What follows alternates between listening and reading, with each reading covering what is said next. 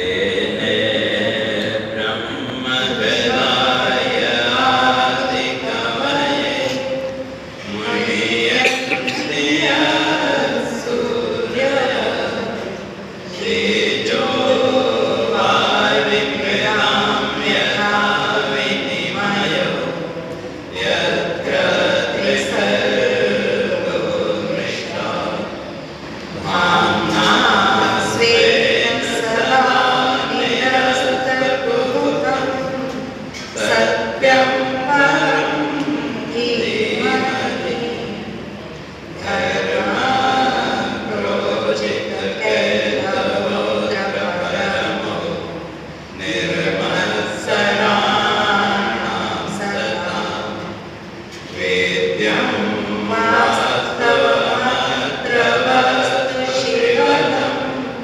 तापत्रयोन्मूलनम् श्रीमद्भागवते महामुनिकृते किं वा परेरीश्वर सद्यो हृदयवरुध्यते प्रकृतिः शुश्रूषुमे तत्क्षणात् निगमकल्पतरुगदितं फलं सूक्ष्ममुखादमृतद्रवसंयुतं पिबत भागवतं रसमालयं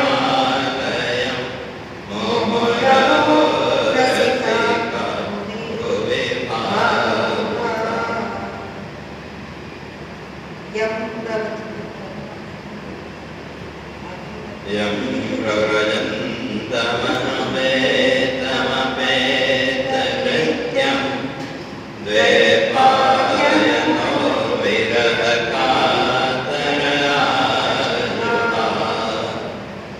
पुत्रेति तन्मयतया तरवो विनेदु तं सर्वभूतहृदयं मुनिमानतोऽस्मि तं सर्वभूतहृदयं मुनिमानतोऽस्मि।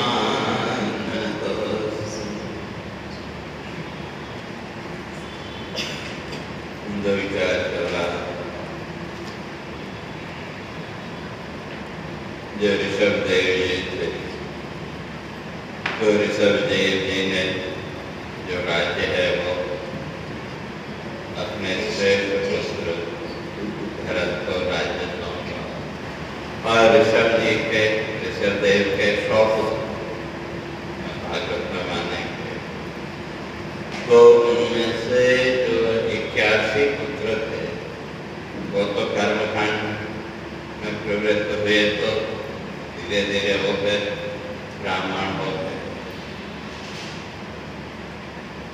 और जो 9 पुत्र थे वो 9 योगेश्वर की कथा वो 11 स्कंद में 9 योगियों की कथा वो उसमें आए।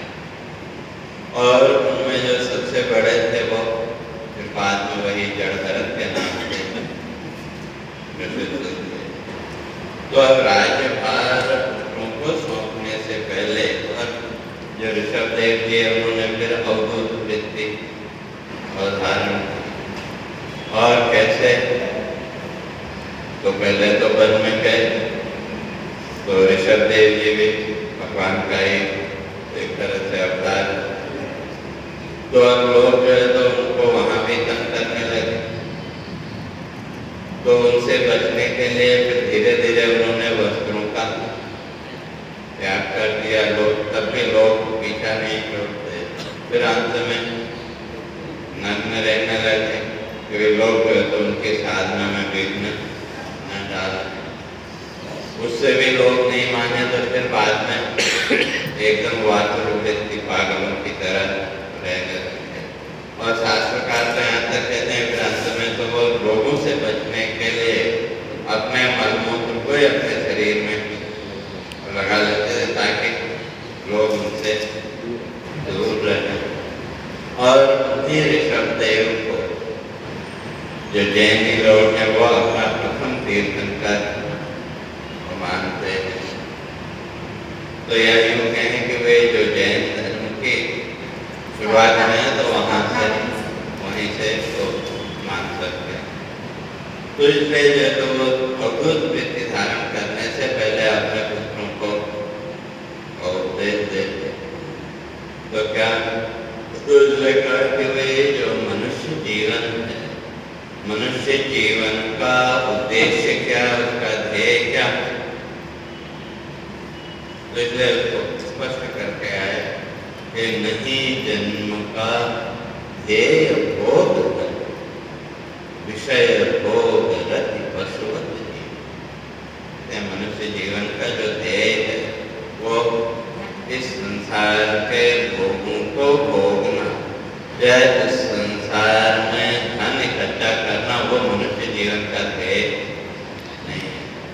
क्यों? वो तो कैसा है, वो तो पशुओं की तरह। बहुत से पशुओं को भी तो देखो तो वो भी तो अपने जीवन में संग्रह आदि करते हैं। तो इसलिए मनुष्य जीवन का उद्देश्य क्या है?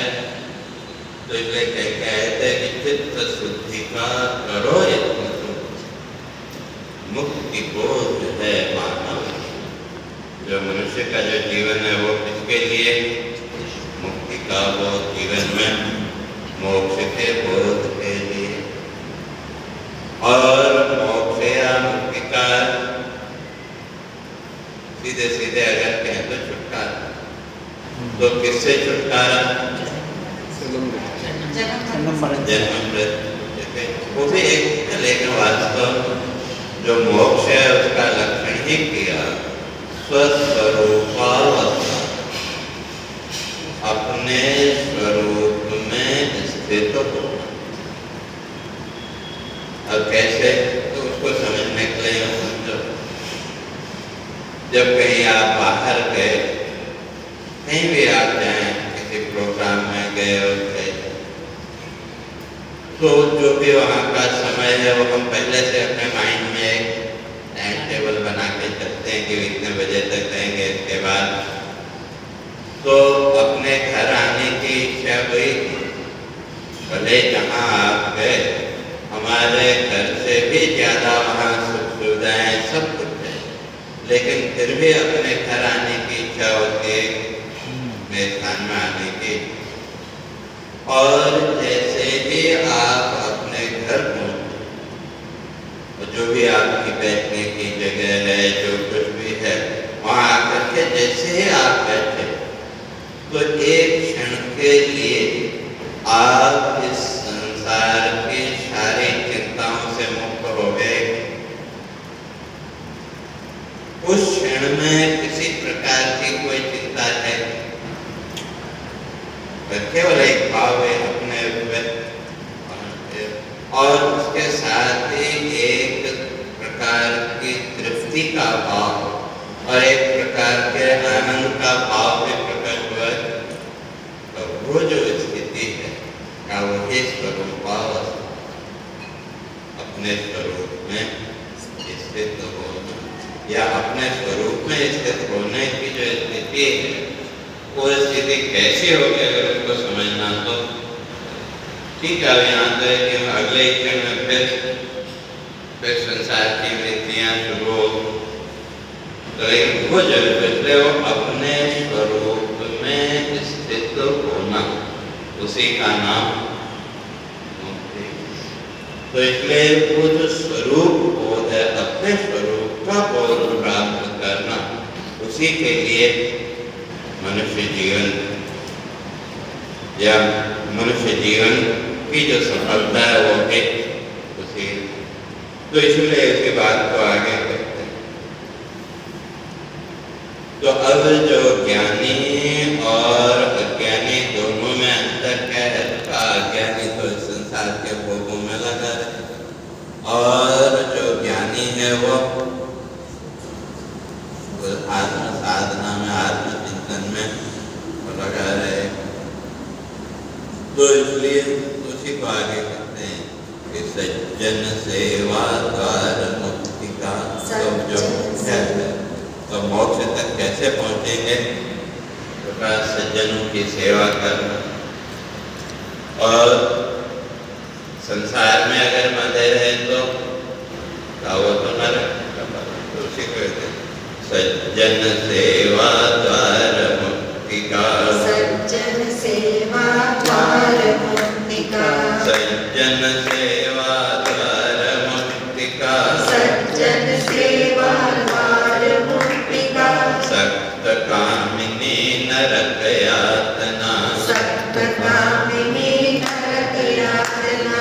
प्रशांत दयालो सज्जन शोभा। प्रशांत दयालो सज्जन शोभा। प्रशांत दयालो सज्जन शोभा। प्रशांत दयालो सज्जन शोभा। चित्त समाहित ज्ञान साधना। चित्त समाहित ज्ञान साधना। तो जो सज्जन है वे सज्जन का लक्षण क्या है? कहते हैं प्रशांत दयालु सज्जन। प्रशांत अर्थात जीवन की हर परिस्थिति में जो शांत स्थित, वही जो है तो सज्जन का। और दयालु, दूसरों के प्रति करुणा का भाव, दया का भाव। तो एक जीवन की हर परिस्थिति में स्थिर रहना। और दूसरा प्राणियों के प्रति दया का भाव। तो क्यों, कैसे होगा? का चित्त समाहित ज्ञान साधना। उनका जो चित्त है, उनका जो मन है, वो तो केवल ज्ञान साधना में लगा हुआ है, आत्म साधना में लगा हुआ है। तो जब मन आत्म साधना, स्वरूप साधना में लगा हुआ है, तो फिर संसार के जो विघ्न है वो उनको विचलित और नहीं कर सकते। तो इसलिए तो ऐसे जो साधक हैं फिर वो कैसे साधना करते हैं, तो उसको आगे बताते हैं। गृहस्थ तारा मोह मुक्त हो। गृहस्थ तारा मोह मुक्त हो। गृहस्थ तारा मोह मुक्त हो। गृहस्थ तारा मोह मुक्त हो। नित्य है करते हरि का ध्यान। नित्य है करते हरि का ध्यान। बंध मुक्त हो विचरण करते। बंध मुक्त हो विचरण करते। बंध मुक्त हो विचरण करते। बंध मुक्त हो विचरण करते। देह वृत्ति है कर्म पहचान। देह वृत्ति है कर्म पहचान। कर्म वृत्ति से जीव अज्ञेय। कर्म वृत्ति से जीव अज्ञेय। कर्म वृत्ति से जीव अज्ञेय। कर्म वृत्ति से जीव अज्ञेय। पाता पीड़ा जग का बंधन। पाता पीड़ा जग का बंधन। भोग वासना बद्ध चित्त से। भोग वासना बद्ध चित्त से। भोग वासना बद्ध चित्त से। भोग वासना बद्ध चित्त से। करता केवल जग का चिंतन। करता केवल जग का चिंतन। अज्ञ अविद्या कर्म वासना।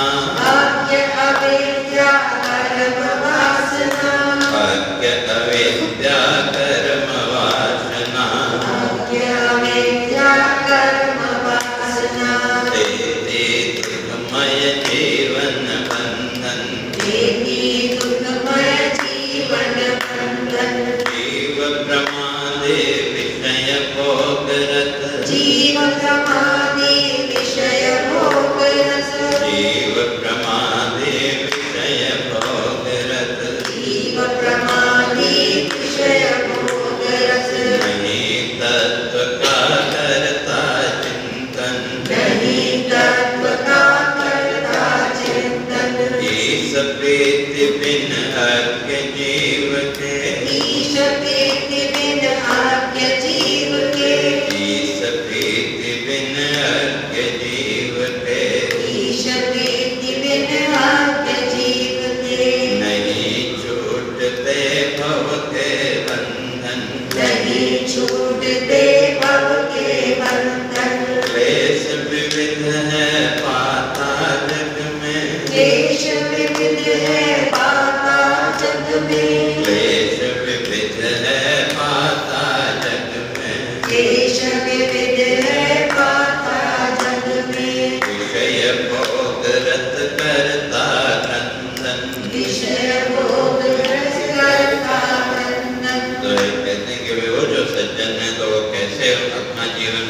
करते हैं तो ये गृहस्थदारा मोह मुक्त, घर परिवार आदि के मोह से मुक्त होकर के नित्य निरंतर उस परमात्मा का चिंतन करते और इस संसार में भी बंध मुक्त हो विचरण करते और उनके जीवन में संसार का कोई बंधन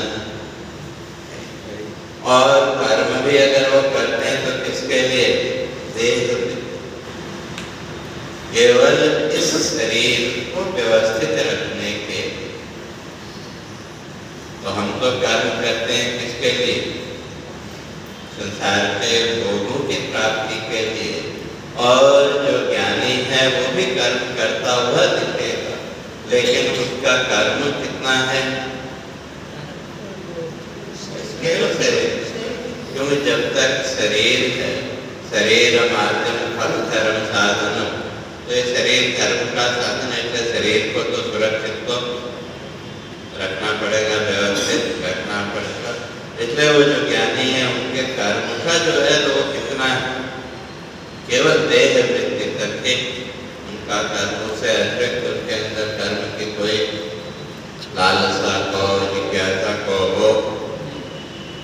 और जो अज्ञानी है तो क्या वो कर्म वृत्ति, तो वो फिर कर्म के साथ तरह तरह के संसार की वृत्तियों को जोड़ता चला जाता और उसका फल पाता पीड़ा जग का बंधन। तो फिर धीरे धीरे संसार के बंधन में वो बनता चला जाता।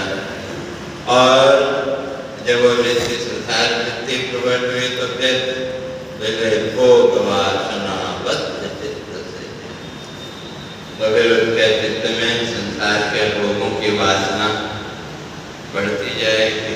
और जो संसार के भोगों की वासना बढ़ेगी तो फिर चिंतन किसका होगा? संसार। तो ज्ञानी और अज्ञानी में अंतर यही है, एक संसार का चिंतन करता है और दूसरा परमात्मा का चिंतन। क्यों? सामान्य जो कर्म है का सामान्य कर्म तो दोनों के समान। देह वृत्ति अगर कहें तो देह वृत्ति के लिए दो चीजें मुख्य रूप, एक शरीर को सुरक्षित रखने के लिए वस्त्र और दूसरा अन्न। ये दो तो हर एक मनुष्य को चाहिए। तो अब हमारा तो उसमें भी आग्रह है, लेकिन जो ज्ञानी है उसकी दृष्टि में जो वस्त्र है तो वस्त्र का मूल्य कितना? का कंथा शीत निवार, तो शरीर को सर्दी गर्मी से बचाना।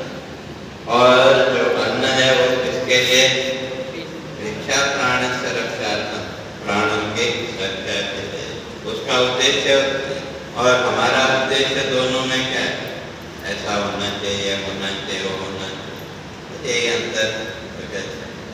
तो अब जब वो वासना वृत्ति प्रबल हुई तो फिर अज्ञा विद्या कर्म वासना देती दुखमय जीवन बंधन। तो फिर वो जो है तो अविद्या वो कर्म की वासना फिर जीवन में बंधन के अतिरिक्त और नहीं देती। और फिर धीरे धीरे मन की उसी भाव में जो डूबता गया तो फिर वो तत्व चिंतन जो थोड़ा बहुत जीवन में था भी तो वो भी धीरे धीरे दूर हो गया। और फिर इस संसार के बंधन से छूटने की आशा करते हैं। तो इसलिए कहते हैं बिना ईश्वर के प्रेम के बिना, बिना ईश्वर चिंतन के इस संसार बंधन से छूटना संभव नहीं है। क्योंकि जैसे चित्त वासना होगी जीवन के अंतिम क्षण में भी वैसा ही संकल्प जीव करे। गीता 8 अध्याय भगवान ने कि यम यम वाक स्मरण भाव तेजते कलेवर। तो फिर जैसा स्मरण, जैसी वासना होगी वैसा ही स्मरण आए, और जैसा स्मरण होगा तो वैसा ही संकल्प। और उस संकल्प के आधार पर तीन चीजें, जाति आयु जन्म आयु और भोग ये तीन चीजें उसके आधार पर मिलेंगी। और फिर वो कर्म वासना फिर नए जीवन में भी फिर उसी कर्म में बांधती चली जाएगी। और तब धीरे धीरे तीन ग्रंथियां जीवन में दृढ़ हो जाए। तो कौन कौन सी? तो सबसे प्रथम ग्रंथि जो है वो शरीर की ग्रंथि, देह ग्रंथि। और देह ग्रंथि के बाद फिर मेल फीमेल की ग्रंथि, और उसके बाद फिर घर परिवार की ग्रंथि। तो ये तीन ग्रंथियां जो तो व्यक्ति के जीवन में सबसे दृढ़ ग्रंथि है जैसे, और उसको प्रत्यक्ष भी अनुभव कर सकते हैं। सुबह जब आपके आंख खुले तो शुरू में कुछ देर तो शरीर भाव भी नहीं, जो दैनिक क्रिया वो अभ्यास के अनुसार तो मैं भाव तो है, लेकिन शुरू में कहीं कहीं उस देह भाव से भी हम। और फिर सबसे पहले कौन सी ग्रंथि आई? शरीर भाव, पहले शरीर भाव। और जैसे ही शरीर भाव प्रकट हुआ तो उसके साथ ही स्त्री पुरुष का भाव भी प्रकट हो गया। और जब स्त्री पुरुष का भाव प्रकट हुआ तो उसके साथ ही फिर संसार का भाव। तो ये तो रोज की प्रक्रिया है, देखो हर रोज की ये प्रक्रिया है। तो इसलिए कहते हैं सबसे जो दृढ़ है वो देह। इसलिए ऋषियों ने कहा अगर जीवन में मोक्ष चाहिए तो स्वयं को इस शरीर भाव से भी ऊपर। तो अब ये देह भाव से ऊपर उठना थोड़ा कठिन होता है, तो ज्यादा ही लेकिन असंभव नहीं,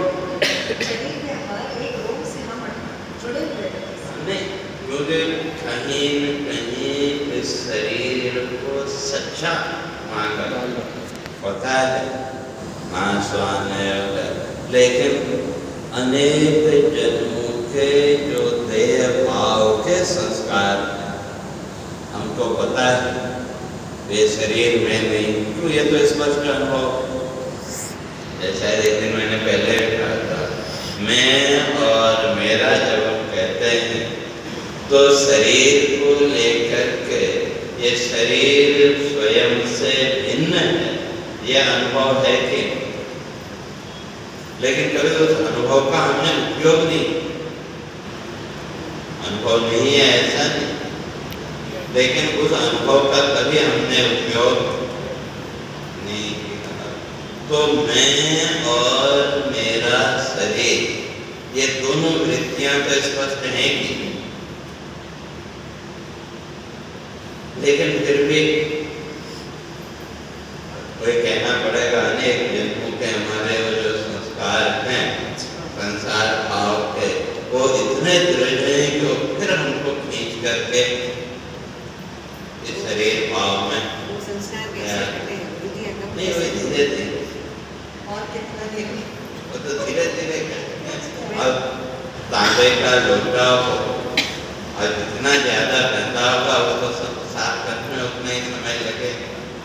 अब वो साधना में हमारी कितनी तीव्रता है, कितनी दृढ़ता है, वो उसके आधार पर, केवल कल्पना से तो वो संभव नहीं।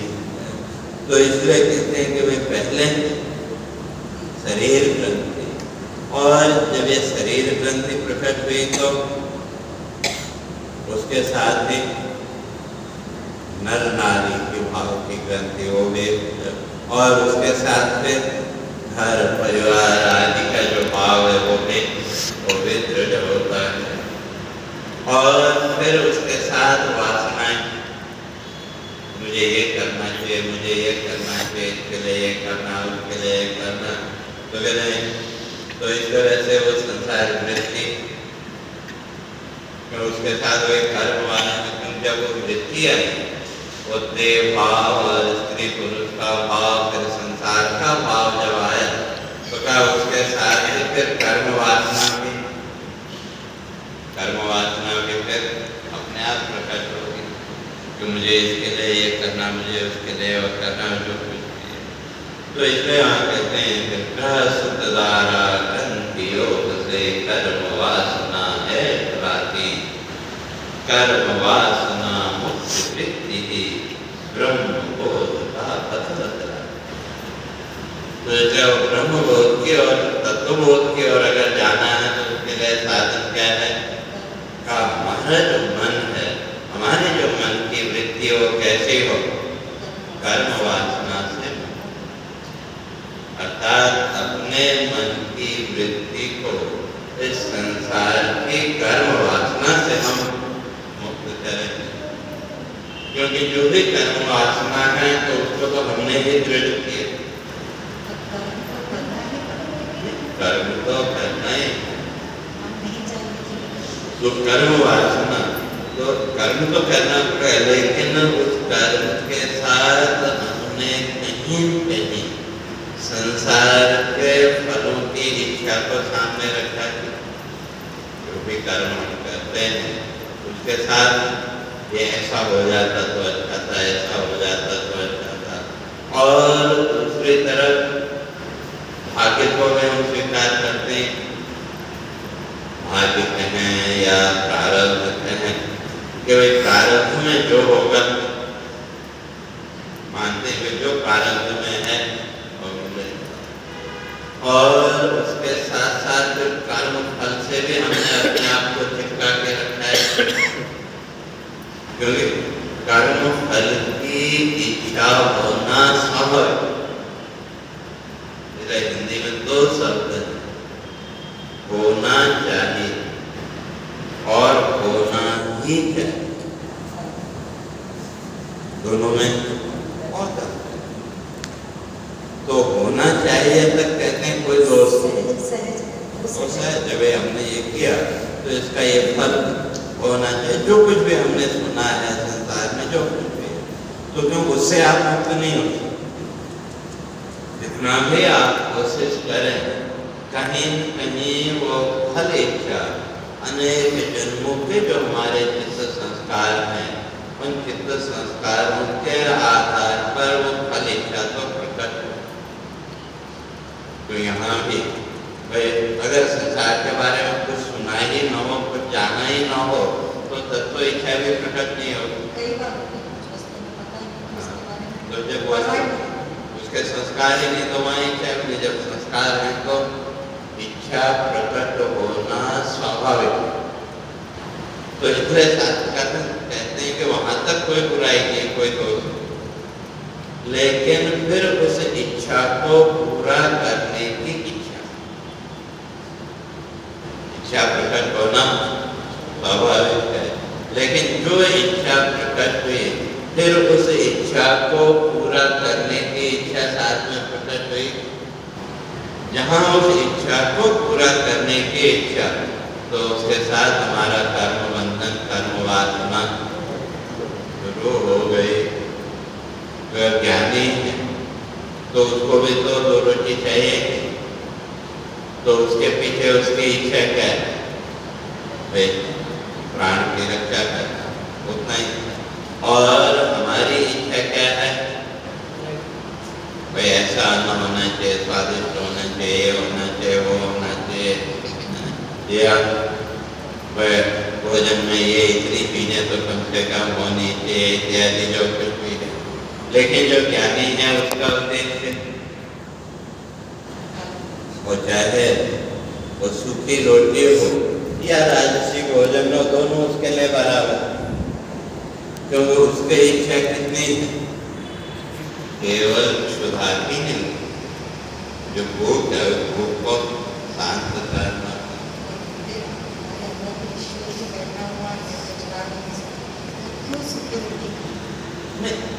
क्यों खाए वो नहीं, लेकिन जो समय पे मिला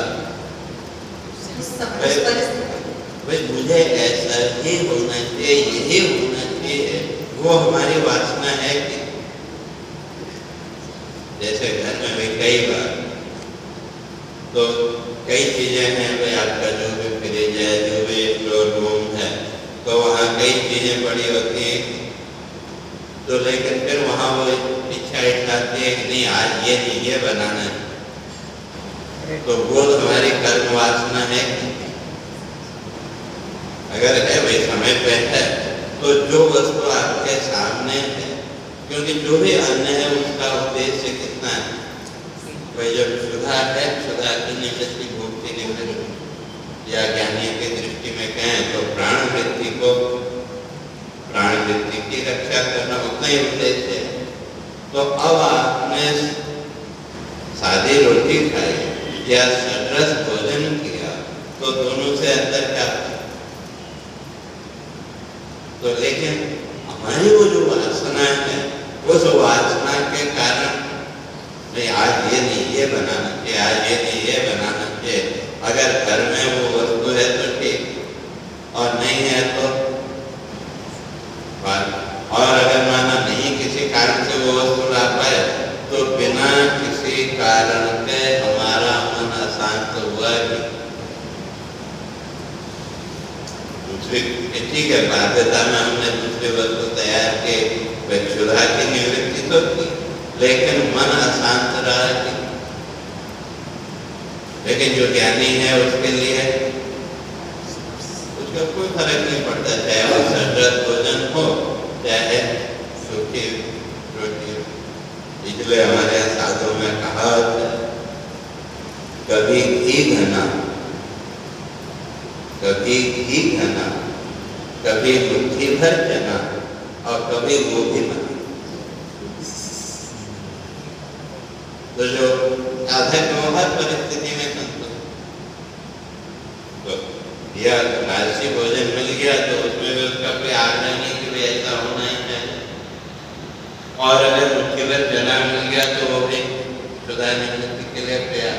और कभी अगर वो भी नहीं मिला, भाई थोड़ा जल मिल गया तो वो उससे भी,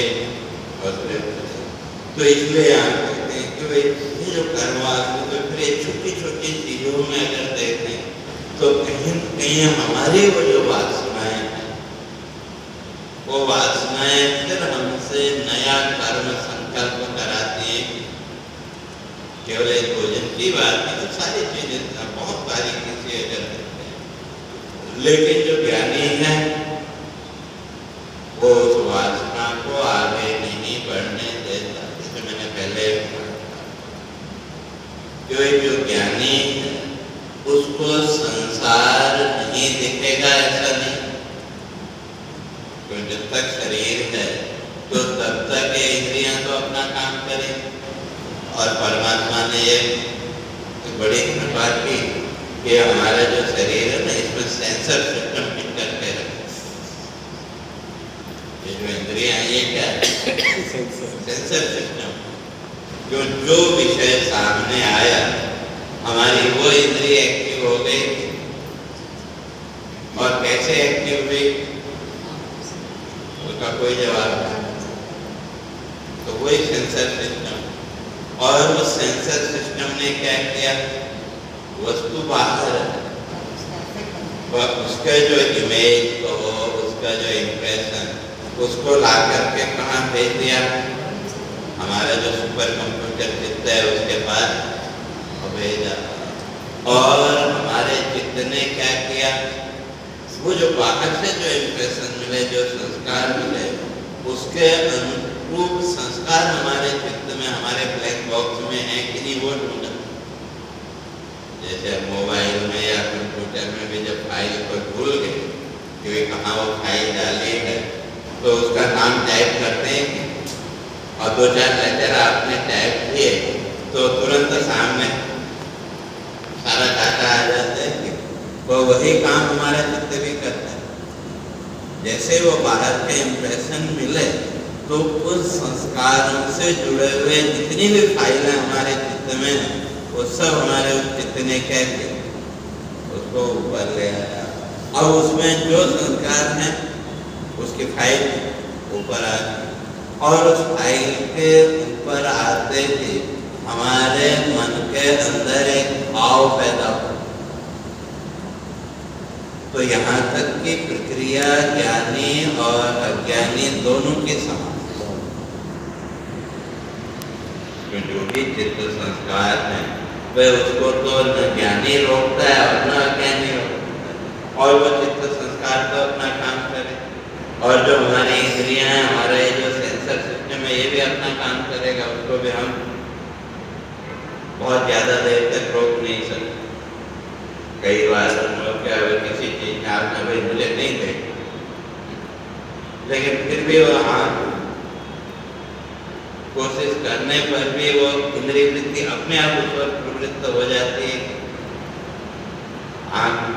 थोड़ा सा तो देख लें जो कुछ भी, तो इसलिए कहते हैं ये सेंसर सिस्टम तो अपना काम करे।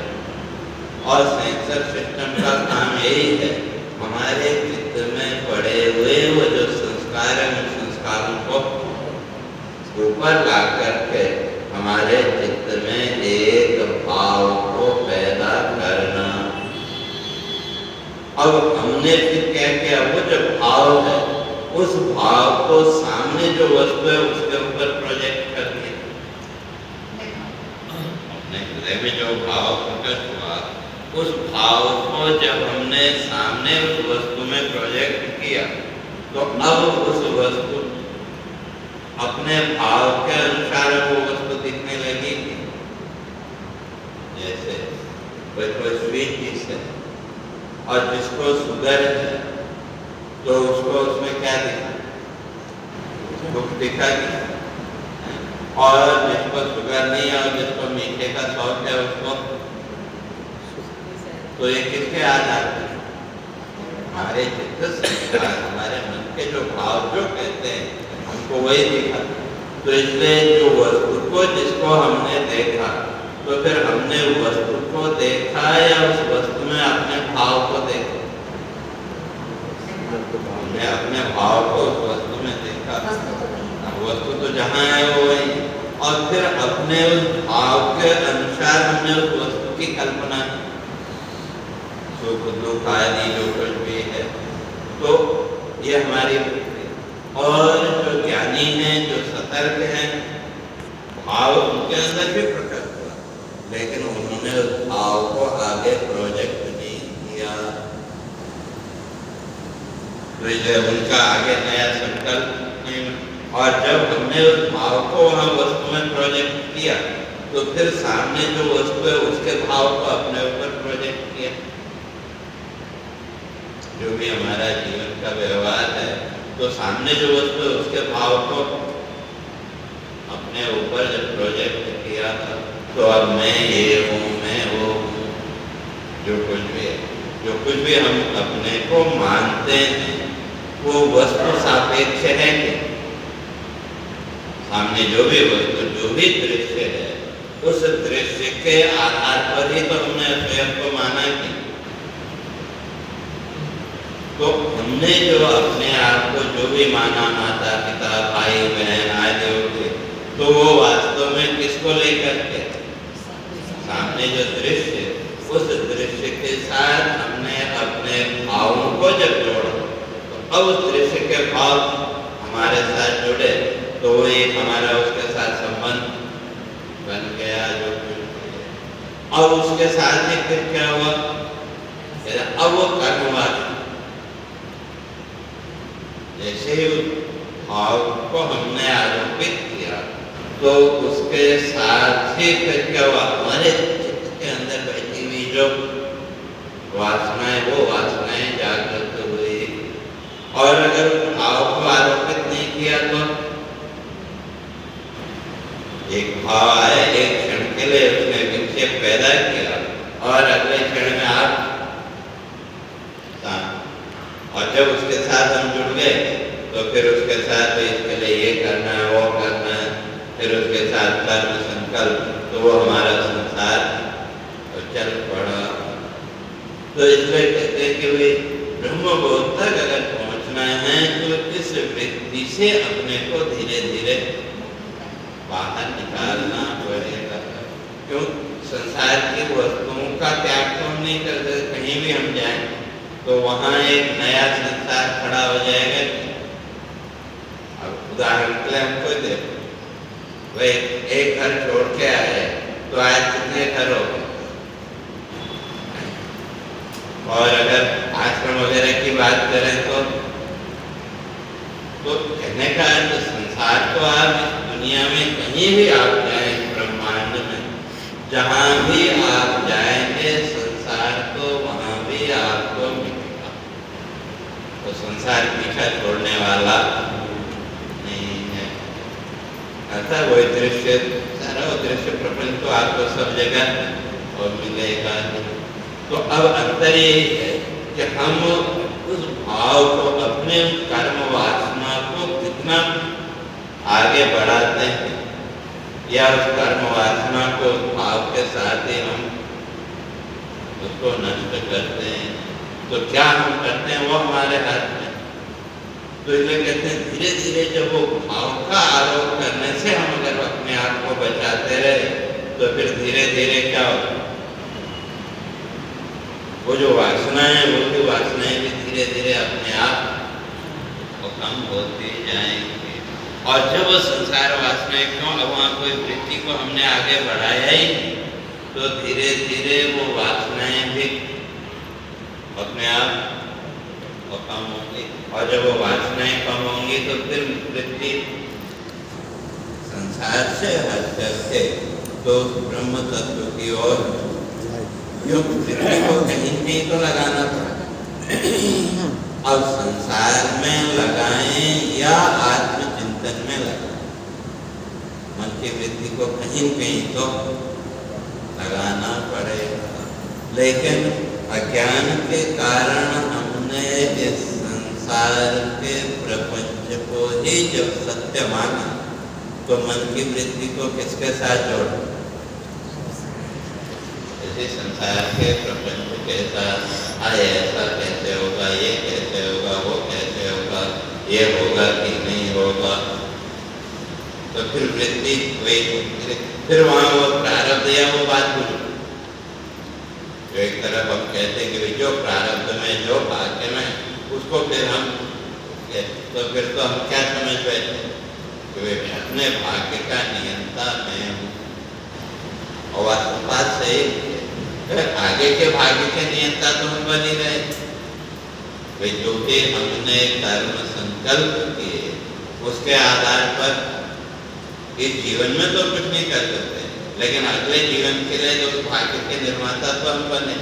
लेकिन हम समझते हैं बस यहाँ हम जो है तो हम सर्वे सर्वा हो गए। तो वही यहाँ पर कहते हैं इसलिए कर्म वासना मुक्त ब्रह्म बोध का बतलाते, इसलिए उस कर्म वासना से मुक्त जो मन की वृत्ति है का वही हमको मोक्ष की ओर ले जा सकती है।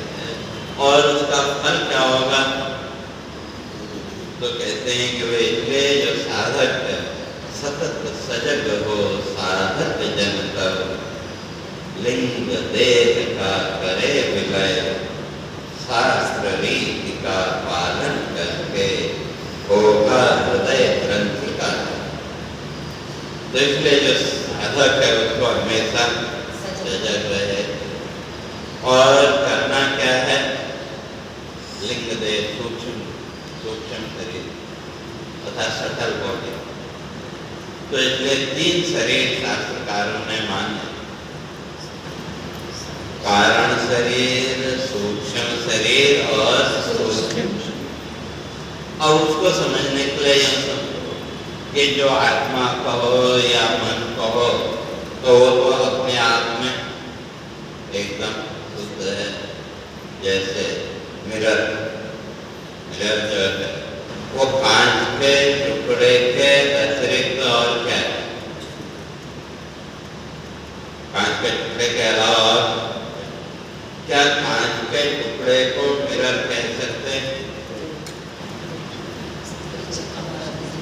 तो जो दर्पण है वो कांच के टुकड़े के अतिरिक्त और कुछ नहीं, लेकिन केवल कांच के टुकड़े को हम दर्पण नहीं कह सकते थे। तो जब दर्पण के एक तरफ लगाई पॉलिश, तो पॉलिश लगते ही अब क्या बन गया? दर्पण बन गया। उसी तरह से हमारा जो अंतःकरण है, तो अंतःकरण भी क्या है? कोई कांच का टुकड़ा ही। क्योंकि ये जो अंतःकरण कहो या मन कहो, ठीक है, शास्त्रकारों ने सबने कहा कि वह मन बड़ा चंचल है, और भगवान ने भी गीता में इस बात का समर्थन किया। लेकिन अपने एक संत हुए मधुसूदन सरस्वती, और उनकी जो लिखी हुई पुस्तकें हैं, आज जो मास्टर्स और पीएचडी करने वाले जो हैं तो वहाँ, तो वो कहते हैं कि भाई नहीं, मन बिल्कुल भी चंचल नहीं है। तो मन को तो हमने चंचल, क्यों? अगर मन का स्वरूप चंचल हो तो आप यहाँ आधा घंटा 1 घंटा बैठ पाते थे? यहाँ जो 1 घंटा आप बैठे शांति से, तो इस समय मन की चंचलता दूर हुई कि? अगर मन का स्वभाव चंचल होता तो आप क्षण भर के लिए भी एक जगह बैठ नहीं सकते। इसलिए मन जो है तो बिल्कुल भी चंचल नहीं। मन अपने स्वरूप में एकदम शांत है, शुद्ध है। तो कैसे का वही कांच के टुकड़े की तरह। बस जो निर्मल मन की जो बात करते हैं, निर्मल मन का जो एक कांच के टुकड़े की तरह उस मन को, अब वो जो मन है उसके एक तरफ लग गई पॉलिश, ये संस्कारों की पॉलिश, 5 ज्ञानेंद्रियों के संस्कार, 5 कर्मेंद्रियों के संस्कार और 5 प्राण के संस्कार। तो इन 15 संस्कारों की जब पॉलिश लगी तो हमारा जो मन है वो क्या हो गया? दर्पण कह लो या सूक्ष्म शरीर है। जैसे दर्पण में आपने कांच के टुकड़े में जब पॉलिश लगाई तो वो क्या बन गया? दर्पण बन गया। तो इसलिए वो जो पॉलिश है उसका नाम कारण शरीर, या उसी को अविद्या भी कहा। तो वो कारण शरीर, और उस कारण शरीर से युक्त, पॉलिश से युक्त आपका अंतःकरण हो गया आपका सूक्ष्म शरीर। अब जैसा सूक्ष्म शरीर होगा, और जब तक सूक्ष्म शरीर रहेगा तब तक ये स्थूल शरीर तो मिलेगा, इससे बच नहीं सकते। जैसे वही कांच का जो टुकड़ा है, तो अब उसको फेंक भी चाहिए कि? पुराने जमाने में माताएं गांव देहातों में हमने देखा कि कांच का टुकड़ा, उसको भाई कपड़ा आदि से भी उसको उसका पैक बना देते थे। क्यों? अगर ऐसे खुला ही रहेगा तो कहीं हाथ में लगा तो हाथ कट गया। तो अब जो फ्रेम है, तो जैसा दर्पण होगा फ्रेम उसी के हिसाब से बनाना पड़ेगा कि गोल चौकोर जैसा भी। तो इसलिए हमारे ऋषि कहते हैं कि जब तक ये सूक्ष्म शरीर है तब तक स्थूल शरीर ये अपने लिए नहीं लिखा। वही पॉलिश को हटाना। हाँ, ये जो संस्कारों की जो पॉलिश है, पॉलिश को हटाना। और जब पॉलिश हट गई तो पॉलिश के हटते ही सूक्ष्म शरीर भी, और जब सूक्ष्म शरीर दर्पण ही नहीं रहा तो फ्रेम किसके लिए बनाए? तो इसलिए उस पॉलिश को उसके साथ कहते हैं एक संस्कार को पढ़।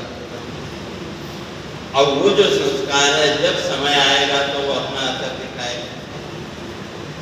भले वो जीवन में नहीं, लेकिन संस्कार तो पड़ गया। अब जब संस्कार वो पड़ गया तो अपना असर तो दिखाएगा।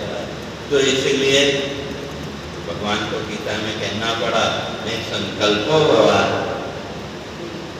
भगवान कहते हैं कि संकल्प से अपने को मुक्त करो। अर्थात ये जो संकल्प से फिर हम कैसे बचेंगे? क्यों भाव तक तो हम नहीं रोक सकते। जो हमारी इंद्रियां हैं, तो इंद्रियों की जो प्रवृत्ति है तो उसको तो हम नहीं रोक सकते।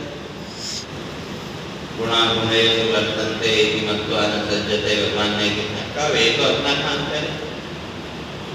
तो जो गुण है, गुण और गुणी का नित्य संबंध, जैसे इन इंद्रियों का भी निर्माण किससे हुआ? इन पांच भूतों से। तो इसलिए इंद्रियों की जो प्रवृत्ति है वो पांच भूतों की ओर रहेगी, उसको आप नहीं रोक सकते। अब उस वृत्ति के साथ हम गए कि ठीक है वो हमारे, तो इसमें कहा कि गुणा गुणेषु वर्तन्ते, इसलिए ज्ञानी इस बात को जानता है कि ये प्रवृत्ति चले, लेकिन वो उसको लेकर के अपने को विचलित नहीं करता है, क्योंकि उसकी दृष्टि अपने लक्ष्य पर है। और जिसके जीवन में अभी वो लक्ष्य दृष्टि बनी ही नहीं, तो वो इसके पीछे दौड़ता चला जाता है। तो इसलिए यहाँ कहते हैं कि अगर मुक्त होना है तो उसके लिए इस सूक्ष्म शरीर का क्षय करना पड़ेगा। और ये जो सूक्ष्म शरीर है इतनी आसानी से इसका क्षय नहीं होने वाला। आगे पता है कि जब गजेंद्र स्तुति, तो वहाँ जो है तो जो गजराज है उसने भगवान से क्या मांगा? कहते हैं मुझे मोक्ष नहीं और न मुझे संसार की वस्तुएं चाहिए। तो कहा बस आप केवल एक काम करो, मेरे सूक्ष्म शरीर को नष्ट करो।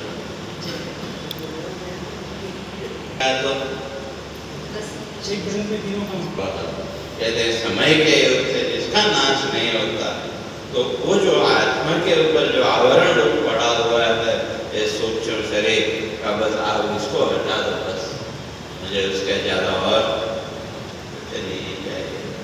तो इसलिए कहते हैं वो सूक्ष्म शरीर की निवृत्ति के लिए वो जो अविद्या के संस्कार हैं, उन संस्कारों को धीरे धीरे दूर करना पड़ेगा। और वो कैसे होगा? तो आगे फिर वो कर्म संकल्प से हम अपने को बचाएं। क्यों पीछे का जो बन गया वो तो बन गया, उसको तो अब पूरा करना पड़ेगा। उसमें तो उसके लिए तो भगवान शंकराचार्य जी ने कह दिया माँ उत्तम चीयते कर्म कल्प हो किशते रखे।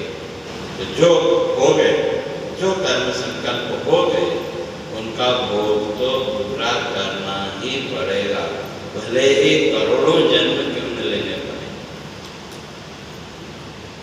बस अब यहाँ से जो है तो हम अपने को उस कर्म संकल्प से बचाएं। तो इसलिए वो कहते हैं कि भाई फिर अब उसके लिए का शास्त्र रीति, जो शास्त्रों ने जो विधियां बताई हैं का उनका जब हम पालन करेंगे तो धीरे धीरे जो हृदय ग्रंथि है, हमारे मन के सारे संशय भी दूर हो जाएंगे। और जब वो स्थिति आ गई तो संसार बंधन से हम, तो इसलिए सबसे महत्वपूर्ण ये तो सूक्ष्म शरीर का लय। जब तक सूक्ष्म शरीर है तब तक भी हम बधेंगे। जब ये नया कर्म संकल्प करने जब अंतर दोनों में, तो जो ज्ञानी है वो अब नया संकल्प कोई नहीं, जो है संकल्प में है उस प्रारब्ध के अनुसार जो भी जीवन का सुख दुख है वो आने और वो सुख दुख वो प्रारब्ध अपना फल भोग देने के लिए आपको किसी किसी कर्म से जोड़ेगा, जो बिना उसके तो वो सुख दुख फल भोग अभी भी स्थिति हुई, लेकिन उसके साथ हम अपने नए नए संकल्प करते हैं, ऐसे करना चाहिए, करना चाहिए, करना चाहिए। और जो ज्ञानी है वो एक संत तपस्या कर रहे थे, उनसे मिले, कहा मैं बैकुंठ जा रहा हूँ, कोई आपको कोई संदेश हो भगवान के लिए तो कहा कि भगवान से मैं एक ही बात पूछूं ना, कि मैं इतने दिनों से तपस्या कर रहा हूँ कि मुझे भगवान के दर्शन कब हो। तो कहा ठीक। और फिर थोड़ी दूर आगे बढ़ते तो एक दूसरे संतों की तपस्या थे, उनसे भी नारद जी मिले, उनसे भी पूछा। तो उनसे पूछा भाई आपका कोई संदेश? तो कहा कि भाई उन्होंने भी वही कहा कि भगवान का कब दर्शन होगा, कब मैं इस बंधन से मुक्त होगा। तो नारद जी गए वैकुंठ लोक में, भगवान से कहा ऐसे ऐसे दो संदेश है। तो उन्होंने कहा जो पहला है तो कहा कि उसके पास जाओगे तो कहना कि जैसे तुम ये तपस्या कर रहे हो तो ऐसे अभी और 7 जन्म तुमको तपस्या करनी पड़ेगी।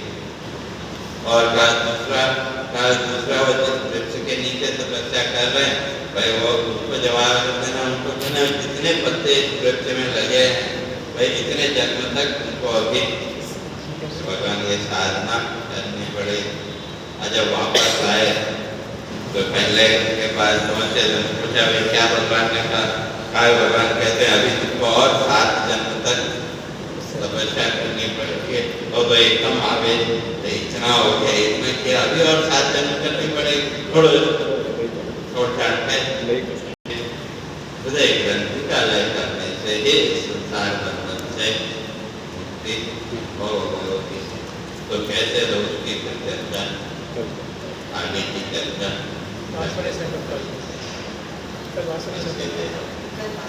कल सायंकाल को वासवानी सेंटर।